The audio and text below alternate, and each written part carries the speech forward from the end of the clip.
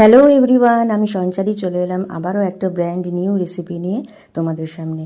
তো আজকের রেসিপিটা সোয়াবিনের একটা দুর্দান্ত স্বাদের রেসিপি, চাইনিজ রেসিপি অবশ্যই।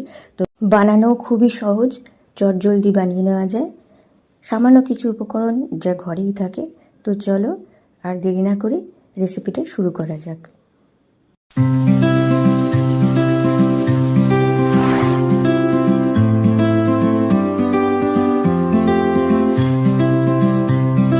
তো প্রথমে তো অবভিয়াসলি সোয়াবিনের আমরা যেটাই প্রিপারেশান করব না কেন সিদ্ধ তো করে নিতেই হবে, জলে হালকা ভাপিয়ে আমরা জলটা ফেলে দিই। আর সোয়াবিনটাকে অবশ্যই জল নিংড়ে তারপরে আমি মিক্সার জারে নিয়েছি।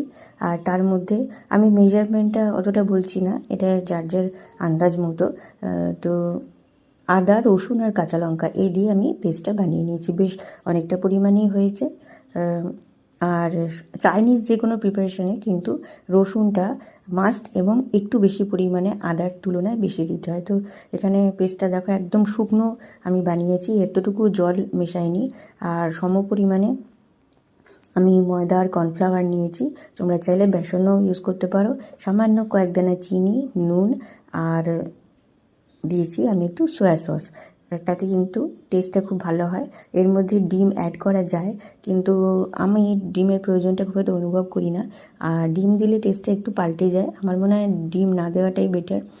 তোমরা চাইলে ডিমের সাদা অংশটা দিতেই পারো। অ্যাকচুয়ালি এটা দেখে বুঝতে পারছো যারা এই ধরনের জিনিস খেয়েছো, আমি চিকেন দিয়ে এরকম রেসিপি বানিয়েছি, চিকেন মাঞ্চুরিয়ান, যেটাকে সোয়াবিন মাঞ্চুরিয়ানও বলা যায়। তো বাচ্চারা যারা অনেকেই কিন্তু বাড়িতে সোয়াবিন খেতে পছন্দ করে না, কিন্তু সোয়াবিনের নিউট্রিশনাল ভ্যালু কিন্তু অনেক বেশি, পুষ্টিগুণ অনেক বেশি। সোয়াবিন খাওয়া খুবই ভালো শরীরের পক্ষে। তো সেই কারণে এইটা বানিয়ে খাওয়ালে কিন্তু তারা বুঝতেই পারবে না যেটা সোয়াবিন খাচ্ছে। তো কথা বলতে বলতে দেখো আমি আমার এই কতগুলো বল বানানো হয়ে গেছে, বেশ অনেকগুলোই হয়েছে, ছোটো ছোটো বল, ইচ্ছা মতো সাইজ দেওয়াই যায়। বলগুলো বানানো খুবই সহজ।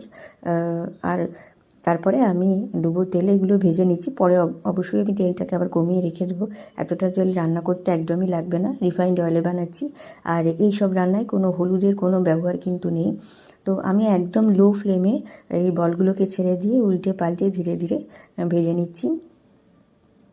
তোমরা চাইলে এটার মধ্যে একটু বেকিং সোডা বা খাবার সোডা যাকে বলে, যাতে মুচমুচে হয়, এতেও মুচমুচে হয়, দিলে আরও ভালো হয়। কিন্তু যেহেতু এটাকে আমি গ্রেভিতে ফেলবো সেই কারণে দরকার নেই। এটা কিন্তু শুধু শুধুও খেতে দুর্দান্ত লাগে, একটু টমেটো কেচাপ দিয়ে, চিলি সস যা কিছু দিয়ে, বা এমনিও গরম গরম খেতে কিন্তু বেশ ভালো লাগে। তো তারপরে আমি একটা ব্যাচ তুলে নিয়ে আবার বাকিগুলো এর মধ্যে ছেড়ে দিলাম। তো এইভাবে স্ন্যাক্স হিসেবে, ইভিনিং স্ন্যাক্স হিসেবে মাঞ্চুরিয়ান বলসগুলো খাওয়াই যেতে পারে।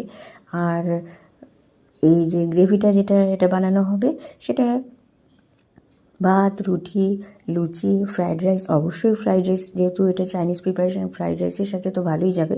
তবে হ্যাঁ, পোলাও, এসব পোলাওটার সাথে ঠিক যাবে না।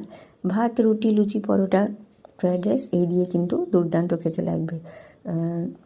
মানে ঘরোয়া পদ্ধতিতে খুবই সিম্পল ওয়েতে তৈরি। আর দেখো এর দিকে দেখো আমার এই বলসগুলো ভাজা হয়ে গেছে। মানে এইটুকু করতেই যা মেন টাইমটা লাগে। তো আর বাকি ইনগ্রিডিয়েন্টসগুলো দেখো আমি রেডি করে নিয়েছি। ডুমো করে পেঁয়াজ, ক্যাপসিকাম, টমেটো কুচিয়ে নিয়েছি। আর গ্রেটেড আদা রসুন নিয়েছি। এটাও আমি মেজারমেন্ট বলছি না, মোটামুটি আমি 4টে মাঝারি সাইজের পেঁয়াজ নিলেই হয়ে যাবে। আর ক্যাপসিকাম একটা বা অর্ধেকও নিতে পারো। আর হ্যাঁ, তোমরা দেখলে এক ফালি পাতি লেবুও নিয়েছি, ওর ব্যাপারটা পরে বলবো। তো যাই হোক, আমি পেঁয়াজ, আদা, রসুন একসাথেই ছেড়ে দিলাম, সামান্য পরিমাণ চিনি দিলাম কাশ্মীরি লাল মির্চ, আর লঙ্কা কুচিও নিয়েছিলাম, তোমরা দেখেছো। চাইলে ধনেপাতা অবশ্যই দিতে পারো, আমার কাছে ধনেপাতাটা ছিল না। আর দিয়ে দিলাম স্বাদ মতো নুন। দিয়ে এবার আমি ফ্লেমটাকে মিডিয়াম টু লোতে রেখে একটু ভালো করে নাড়িয়ে চাড়িয়ে নেবো, তবে অবশ্যই একদম লাল করে ভাজবো না। এর মধ্যে আরেকটা জিনিসও খুব ভালো যায়, যেটা শীতকালে পাওয়া যায়, সেটা হচ্ছে স্প্রিং অনিয়ন বা পেঁয়াজ শাক। এসব চাইনিজ প্রিপারেশনগুলোতে কিন্তু পেঁয়াজ শাক খুবই মানে ভালো লাগে দিলে, দেখতেও ভালো লাগে আর খেতেও ভালো লাগে। তারপরে আমি টমেটোগুলো অ্যাড করে দিলাম, দিয়ে দিলাম সামান্য পরিমাণে সয়া সস। সয়া সস তোমরা হয়তো দেখেছো যে আমি যখন ওই ব্যাটারটা বানাচ্ছিলাম সেখানেও কিছুটা সয়া সস দিয়েছি সামান্য, এখানেও সয়া সস আর টমেটো সস দিলাম। তোমরা ইচ্ছে করলে গ্রেভিটার জন্য একটু কর্নফ্লাওয়ারের যেরকম চিলি চিকেনে বানানো হয় এরকম প্রিপারেশন করতে পারো, কিন্তু অ্যাকচুয়ালি এটা দরকার হয় না।